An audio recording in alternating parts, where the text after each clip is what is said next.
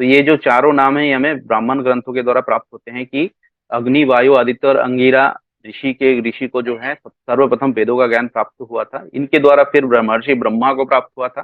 तो चार वेदों के ज्ञाता महर्षि ब्रह्मा थे सर्वप्रथम इस सृष्टि में। उसके पश्चात उन्होंने उनके गुरु शिष्य परंपरा के द्वारा फिर ऋषि आदित्य को, फिर ऋषि मनु को दिया, फिर मनु के द्वारा फिर धीरे धीरे आगे गुरु शिष्य परंपरा के द्वारा श्रुति स्वरूप में आज तक हमें प्राप्त हुआ।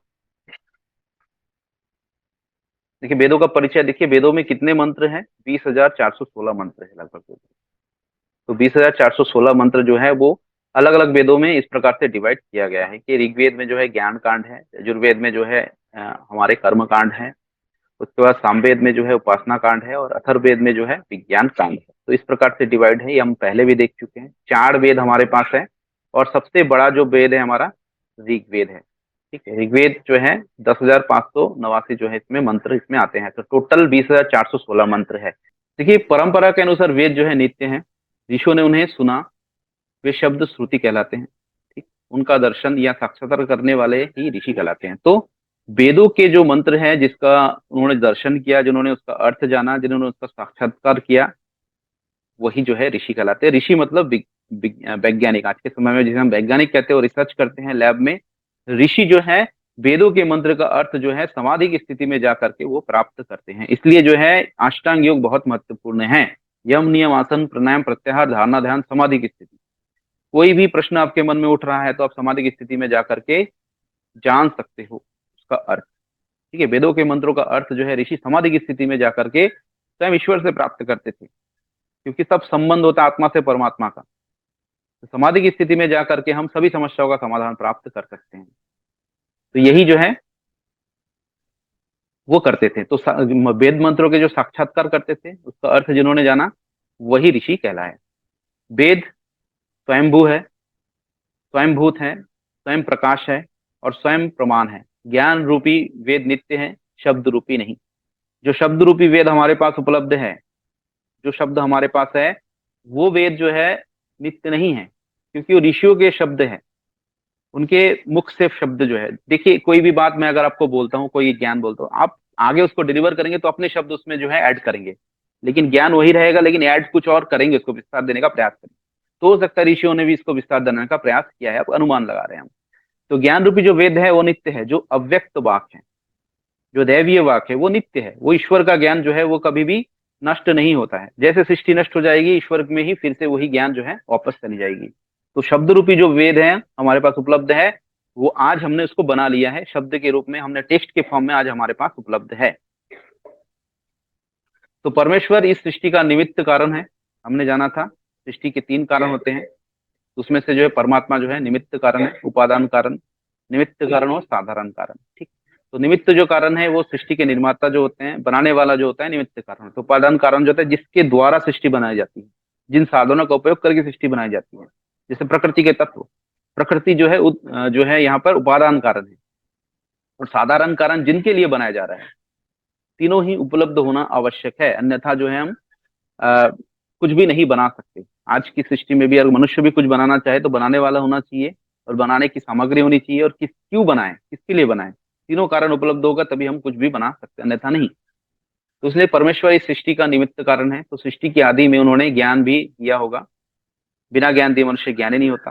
ठीक है, तो सृष्टि जैसे निर्माण उन्होंने किया, उसके बाद उन्होंने ज्ञान भी दिया होगा, क्योंकि मनुष्य बिना सिखाए कुछ भी नहीं सीखता। ऐसा अनेक परीक्षण से सिद्ध हो चुका है कि मनुष्य को पशु पक्षियों के साथ रखा गया है कि अपने आप जो है मनुष्य सीख पाता है कि नहीं, मनुष्य में ज्ञान डेवलप हो पाता है कि नहीं, तो जानने का प्रयास हमने किया।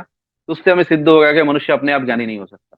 नहीं तो जनजाति लोग जो है ज्ञान विज्ञान में आज जो है हमसे श्रेष्ठ होते। ठीक है, तो वहां ज्ञान जिस रूप में था, इसे निश्चयात्मक रूप से कुछ नहीं कहा जा सकता। तो अव्यक्त जो वाक था वो किस रूप में था, उसके बारे में निश्चित रूप से हम नहीं कह सकते कुछ, क्योंकि आज कोई भी साक्षात्कारकृत जो है ऋषि विद्यमान नहीं। क्योंकि जो ऋषि को ज्ञान प्राप्त हुआ था वो ऋषि आज हमारे पास विद्यमान नहीं है। तो हम एग्जैक्ट नहीं बता सकते किस प्रकार से वो ज्ञान प्राप्त हुआ था, कैसे प्राप्त हुआ था, कैसे वो प्रेरणा थी, और ज्ञान का स्वरूप एक्चुअल में क्या था, कैसा था। तो प्रश्न ये होता है परमात्मा ने इतनी विशाल वेद राशि किस प्रकार से प्रदान की। अब देखिए, इतनी विशाल जो ज्ञान राशि जो है परमात्मा ने प्रदान की, तो उसके बारे में हमने पहले भी चर्चा कर चुके हैं। कि हो सकता है उन्होंने संक्षिप्त में दिया हो, तो विस्तार स्वरूप हमारे जो है ऋषियों ने उसको विस्तार दिया हो। उसके बाद देखिए यहाँ पर योग दर्शन का एक श्लोक है, इसमें कहते हैं ईश्वर ही हमारे पूर्वजों का पहला गुरु है। सभी का गुरु जो है परमात्मा है, ईश्वर है। ईश्वर अगर ज्ञान नहीं दिए होते तो हम तक ज्ञान कैसे पहुंचता। उन्होंने पहले सृष्टि को बनाया, जगत को बनाया, उत्पत्ति की, हमें बनाया।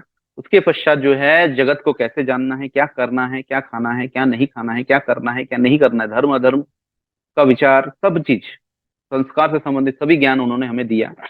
उन्होंने देने के पश्चात जो है उन्होंने फिर हमें आगे, फिर सृष्टि में जैसे आप आगे बढ़ोगे तो किस प्रकार से आप उसको उसी ज्ञान के आधार पर आप जो है कर्म आदि करोगे। तो हमारा जो है आदि जो है गुरु कौन है सभी के, वो परमात्मा है।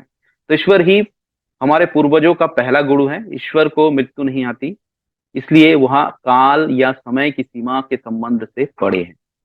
वह पहले उत्पन्न हुए सभी गुरुओं का भी गुरु है। तो सभी का गुरु जो है ईश्वर है, और ईश्वर की वाणी जो है वेद है।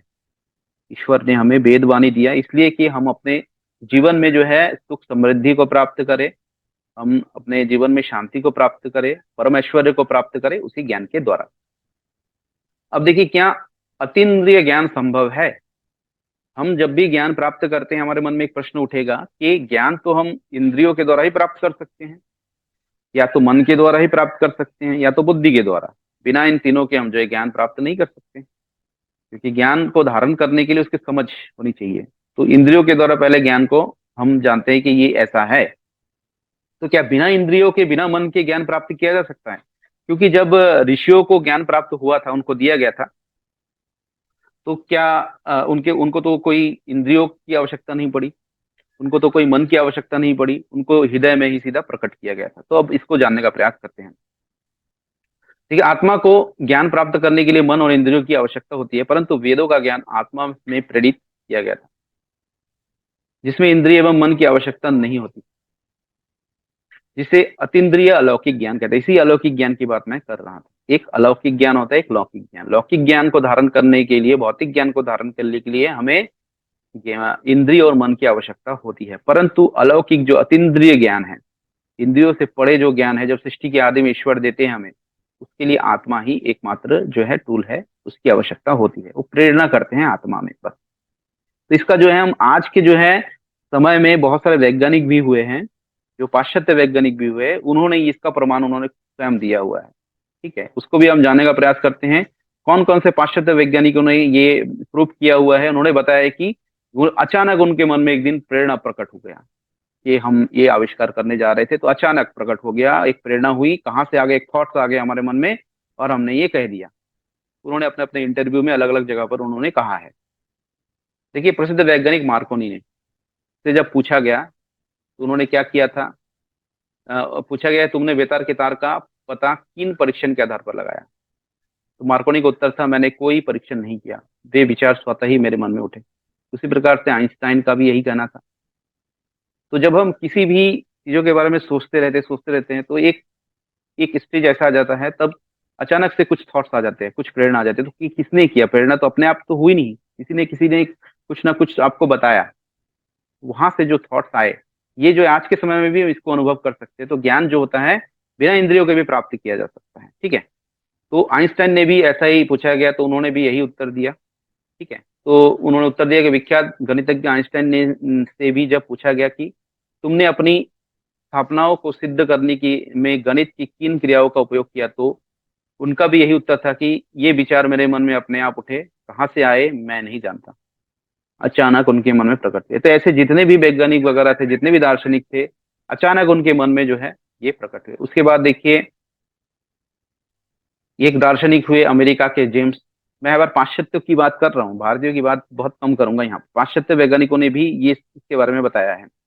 उसके बाद देखिए, एडिसन ने भी यही चीज बताई यहाँ पर। उसके बाद अरविंदो घोष, एक योगी थे, हमारे स्वतंत्र सेनानी भी थे ये, तो उन्होंने भी इसी प्रकार से यहाँ पर बात की। आदि आदि शंकराचार्य की भी यही कहना है यहाँ पर। उसके बाद 18वीं शताब्दी के वैज्ञानिक जो हैं कैकुले थे, वो भी उन्होंने इस प्रकार ऑर्गेनिक केमिस्ट्री में उनकी एक उपलब्धि है, तो उन्होंने भी उसी प्रकार से यहाँ पर बताया है। तो जितने भी बड़े बड़े वैज्ञानिक हुए हैं जिनको हम जानते हैं, उनको भी इस प्रकार से ही प्रेरणा प्राप्त हुई।